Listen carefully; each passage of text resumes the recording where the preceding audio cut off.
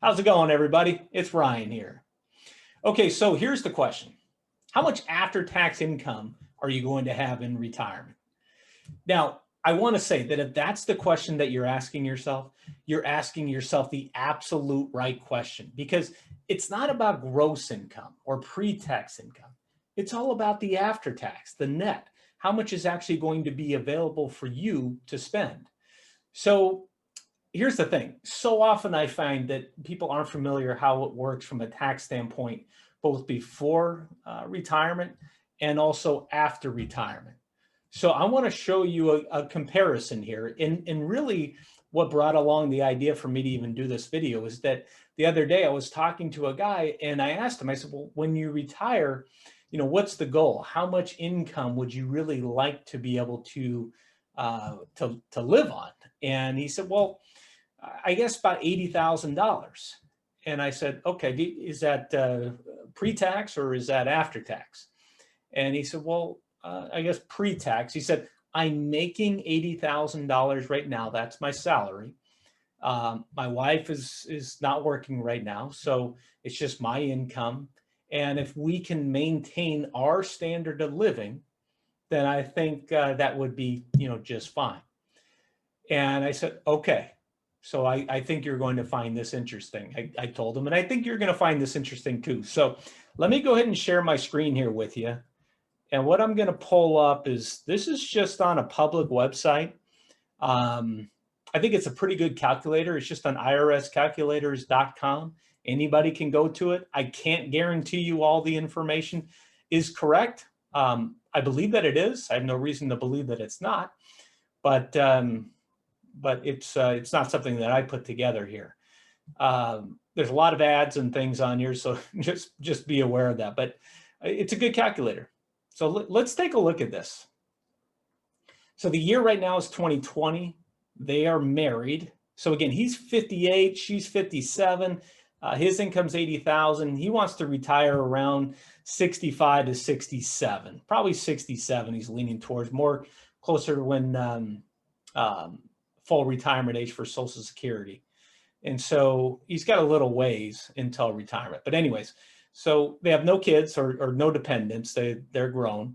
And his wages, 80,000. And we're not going to put anything else in here. I just want to keep this real simple, especially for this video. But, there is no self-employment income for them, no other unearned income, certainly no Social Security, none of these other things for right now. Actually, I'm going to get down to this box in a second because he is contributing to a 401k. But first, let's take a look over here on the right, and let's look how it looks from a tax standpoint. So when you add up the federal income tax, and they do live in California, the California tax, the Social Security and Medicare, the payroll taxes. So those total for them about $14,000. So after taxes, they would keep $65,712, which I'm writing down right here. Now, in actuality, he's contributing to his 401k on a pre-tax basis. And he's putting in, he said 5% for that. So 5% of $80,000 is $4,000. So we put that in right there. And so really at the end of the day, they're living on $62,832. Okay. 832. Okay. So really that's the goal. So that's why it's so important when you're trying to figure out how much income do you actually need in retirement. Again, it's not the gross that matters, it's the after tax. So if what he's saying is that I want to be able to live on this amount of income here today, that I am right now, well, after taxes, they're at $62,832. Okay, now certainly we need to factor in cost of living, right? Inflation, over time, that sort of thing. But let's just keep this very, very simple.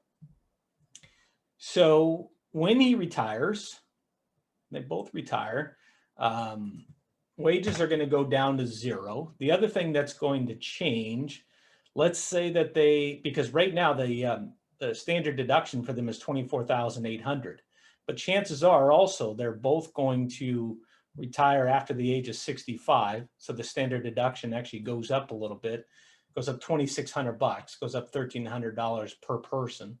So their standard deduction is going to go up to $27,400. And let's just say that Social Security is, they're going to get $40,000 from that, okay? And let's say the other part of the income is going to come from a IRA withdrawal. It could be a 401k, any type of retirement plan that they funded on a pre-tax basis, and they pull it out and they'll have to pay income taxes on it. So look over here on the right and take a look at what's happening here. The total that they end up keeping, oh, I've got to keep, he's not going to fund his 401k when he retires. So that's actually done. Okay, so we look good there. All right, so the total that they end up keeping is $76,376.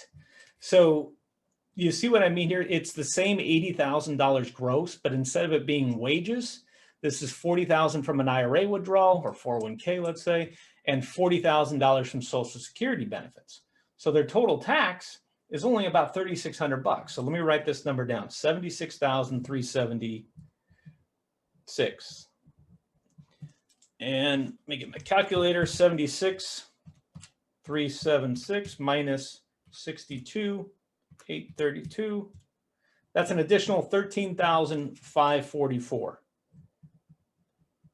of after-tax income. Why is that? Well, I don't want to get into a lot of detail on that right now, but a big part of it has to do with Social Security, because Social Security in and of itself is not taxable. And what's happening here is that the income from, let's just call it the IRA withdrawal, is making some of the Social Security benefits taxable, not all of it. Remember, at the maximum, you're not going to pay taxes on more than 85% of your Social Security benefits.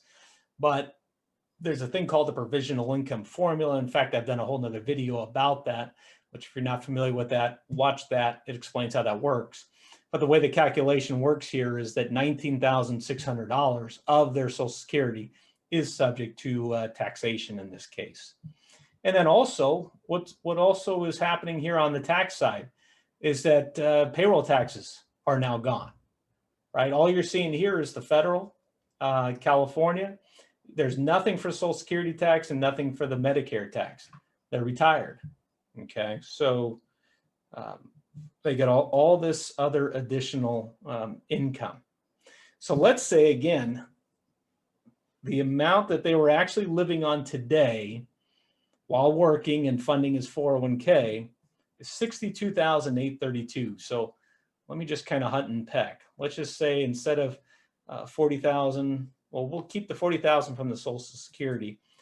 But what happens if you just took out $20,000 from the IRA? What's happening now? Well, interesting. Now he's actually keeping, or they're keeping, $60,000 and not having to pay any taxes on it whatsoever. But again, they were at $62,832. So let's make that 20. Well, let's make that 22. Or I'm sorry, 2,300. Yeah. So even making that 20, or not 23, 23,000. There we go. So they were living on $62,832.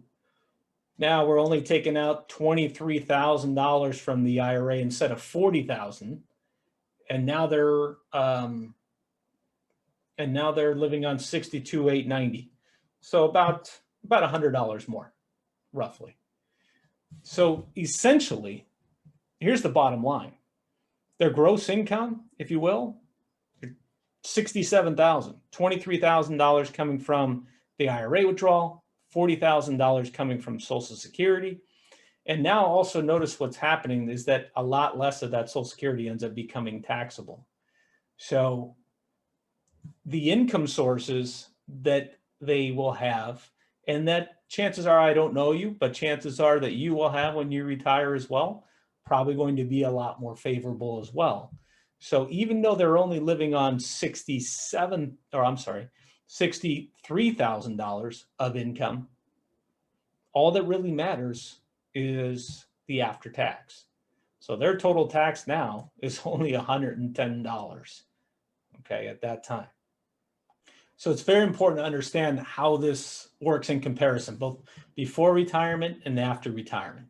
Now, one obvious thing that I haven't spoken about here is healthcare. So in retirement, there's the cost for Medicare. And then right now there's the cost for health insurance that he's probably having to pay, through his employer. Chances are his employer is not paying for all his health insurance costs. So there's probably at least some sort of cost sharing there. So that'd be the next step that we would also want to consider here as well. But hopefully that gives you a general idea on the difference between taxes in retirement versus before retirement. If you found it helpful, let me know. If you have questions, let me know. Until next time, talk to you soon.